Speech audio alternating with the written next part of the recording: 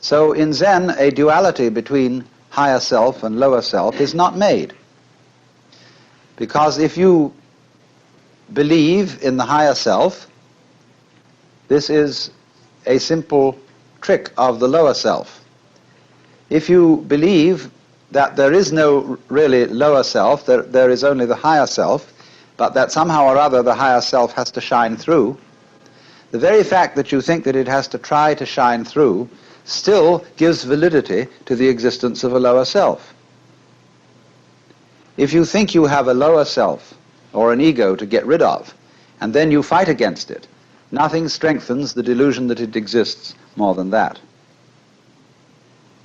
So this tremendous schizophrenia in human beings of thinking that they are rider and horse, soul in command of body, or will in command of passions, wrestling with them, all that kind of split thinking simply aggravates the problem.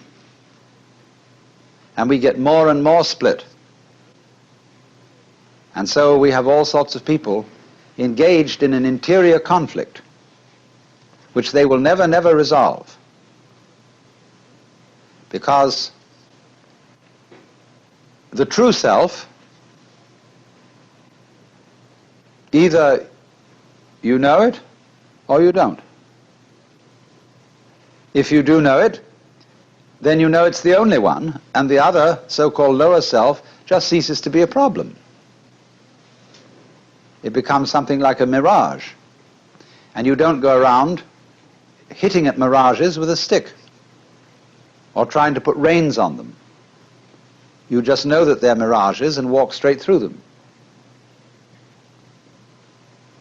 But if you are brought up to believe yourself split, I remember my mother used to say to me when I did naughty things, she said, "Alan, that's not like you."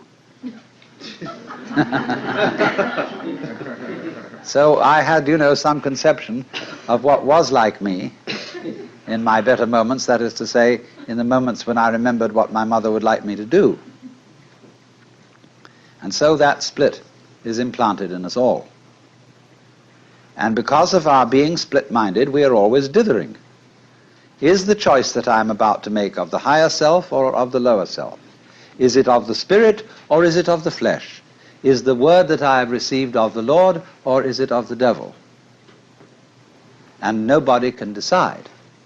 Because if you knew how to choose, you wouldn't have to. In the so-called moral rearmament movement, which is a very significant title, you test your messages that you get from God in your quiet time by comparing them with standards of absolute honesty, absolute purity, absolute love, and so on. But of course, if you knew what those things were, you wouldn't have to test. You would know immediately. And do you know what those things are? The more one thinks about the question, what would absolute love be?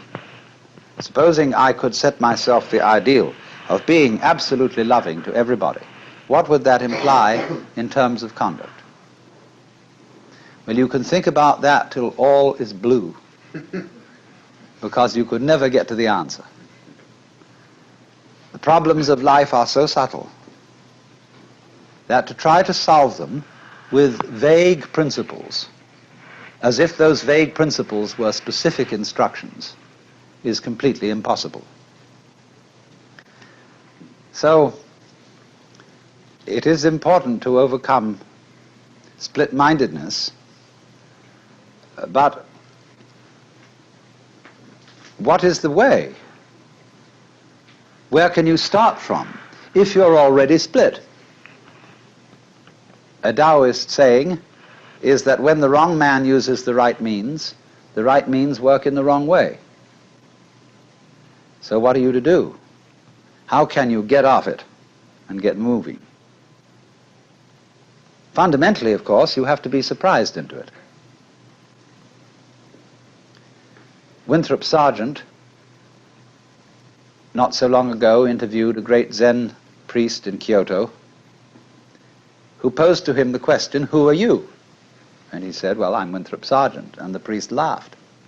No, he said, I don't mean that. I mean, who are you really? Well, then he went into all sorts of abstractions about his being a particular human being and so on, who was a journalist and so on, and the priest just laughed and said, no. Then the priest just tossed off the conversation, and a little later made a joke, and Sargent laughed. And he said, there you are!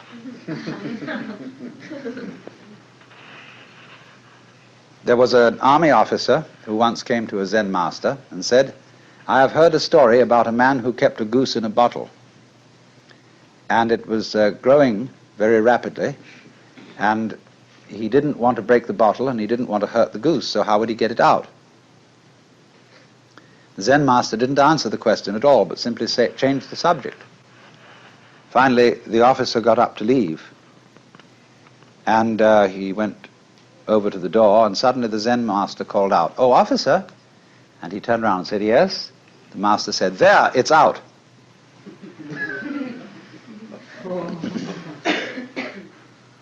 So in the same way, if I say to you, good morning, you say, good morning. Nice day, isn't it? Yes. Or if I hit you, boom, you say, ouch. And you don't stop to hesitate to give these answers and these responses. You don't think about it when I say good morning. Unless you're a psychiatrist, what could I be, what could I be meaning? So you respond.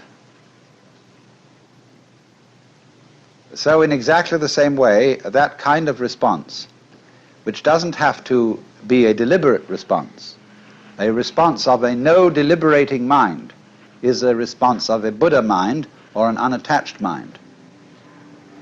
But you must not imagine that this is necessarily a quick response, because if you get hung up on the idea of responding quickly, the idea of quickness will be itself a form of obstruction. Very often when Dr. Suzuki is asked a question, very complicated question by some philosophy major at Columbia when he's giving lectures there, he's silent for a full minute and then says, yes.